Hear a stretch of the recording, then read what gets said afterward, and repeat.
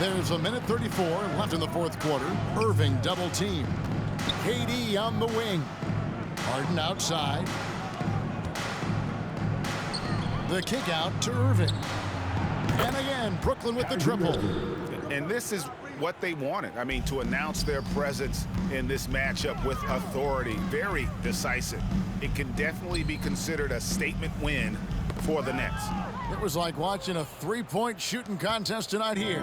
And they just didn't seem to let up. Whether the last several shots went down or not, 3 after 3, it just seemed to pay off for them. And with this effort tonight, grabbing their 8th win of the year. And so they'll take the first game of the season series, a team they'll only see twice. They're certainly happy to start it off with a win. And that next meeting will be their second and final game of the season series, being in opposite conferences. So you bet nobody wants to get swept even in a 2-game season series. So I think the next game will be hotly contested. And you know, when you look at the huge impact he had, just a monster game for KD. Every inch of the floor was his tonight as he came out and injected an energy into every play. And MP throws it down. Continues to develop his playmaking abilities. Gilgeous-Alexander is an unselfish team player. Irving for 3, and again, Brooklyn with the triple. Saw the opportunity to put this away and did not turn it down. And, you know, this run shows what kind of attitude this team has. I mean, the win is there. And how about just floating to the rim on that slam? Boy, when he gets up, I mean, he gets up. Yes, he does. That's what we call helium. Yeast rising and helium floating. And that's the end of the game.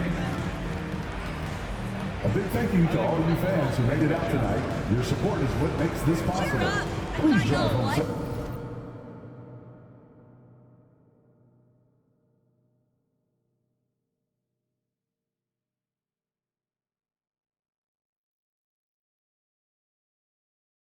I'm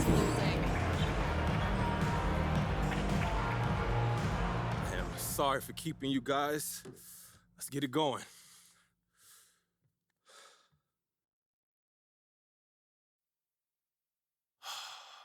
Frank, you want to start? Hey.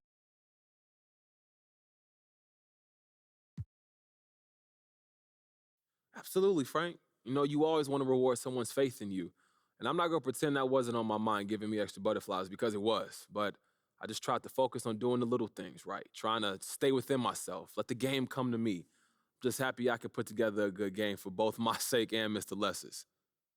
Now look, after playing so well, do you feel vindicated for the way you went about getting into the starting lineup?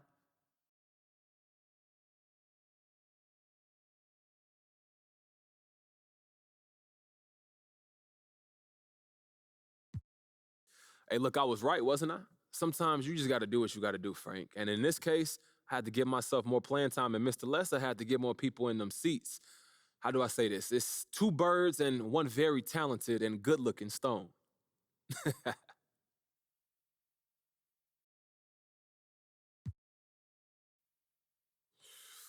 Okay, Candace. MP, you seemed very comfortable with both the...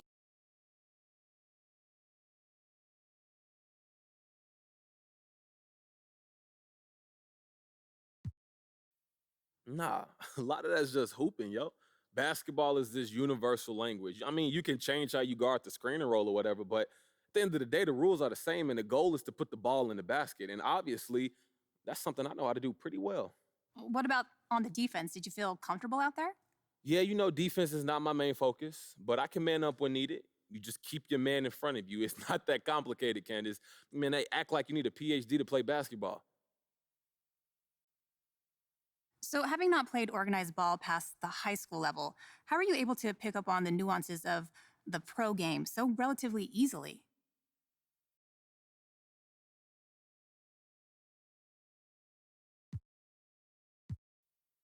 Look, I had an NBA-ready game since high school, so this is no big deal.